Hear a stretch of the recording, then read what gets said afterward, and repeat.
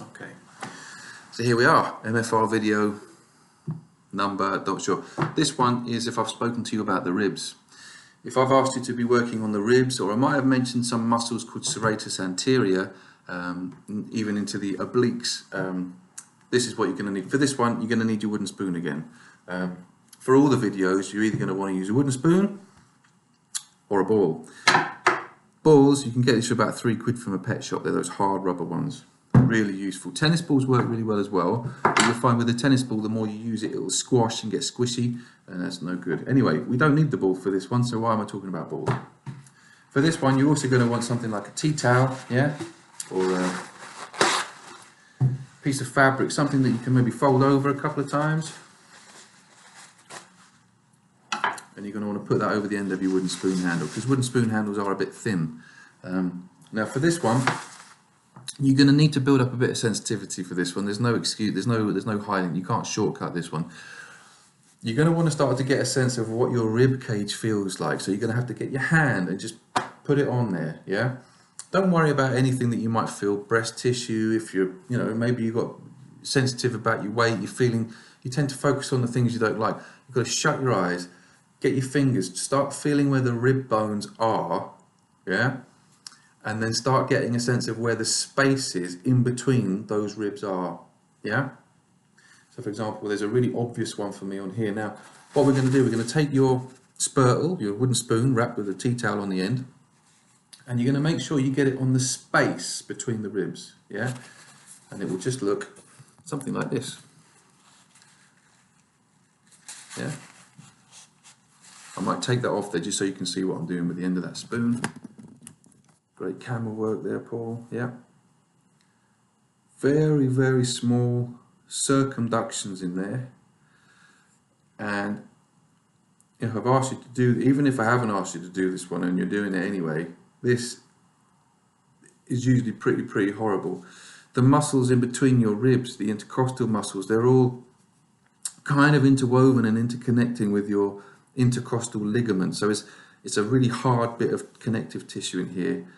Most people are compressing their ribs forwards when we sit down a lot, and so those muscles in between them, they become very rigid, they become very, very hard in a contracted state, and it makes correcting your posture very difficult because of all this strength and tension pulling it down. So we can try to improve our posture, but if we're fighting against all these intercostals pulling each rib down, we've got a losing battle. Each space of intercostal space might only be, a centimetre, but if those intercostal muscles are contracting and pulling that down to, half a centimetre or even less, if you add that number of contractions up between each rib, that's a significant amount of compression on the front of the rib.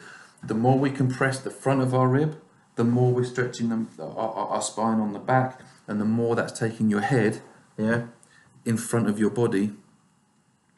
And so you're going to have to do something about that. You're going to have to correct that to move efficiently. The more efficient your movement, the less wear and tear in your structure. And the less wear and tear in your structure, the less inflammation your immune system is going to pump into the tissues to fix them overnight. So if you want to get out of pain, you've got to allow your healing processes to complete. And the best way to allow your healing processes to complete, or a very good thing to start doing before you do anything else, is to stop injuring the tissues that are healing. And the only way you can really do that is to get your alignment back in, yeah? So there's the rib one.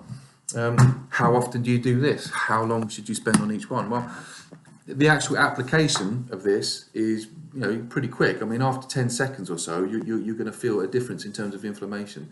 But the trouble is, you've got quite a lot of ribs, and there's quite a lot of spaces, and those spaces run right the way around like a bucket handle. So there's no short, quick way of doing this. If you thought 10 seconds each time, but you picked out maybe 5 or 6 places along those intercostal spaces, well, there's a minute for one space.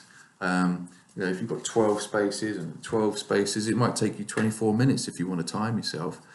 But in reality, I would always stick a couple of ribs in when I'm doing other things as well. So, I might be doing the one for my pec, or I might be doing the bicep, or both, or the hip flexors. It's always worth just getting your handle in and just sticking it into a couple of ribs. And, one day you might do the upper part, the next day you might do the lower part, Again, if you, if you're with someone and they're watching TV and you're not interested in it, it's all this stuff is much less painful than watching EastEnders or stuff like that. So, you know, don't be frightened of using your spare time constructively. You could sit down and watch a film and do this. Yeah, you could do it 4 times, 3 or 4 times over while you're watching the film. You're probably not going to want to do it all the way through the film, but you could, yeah.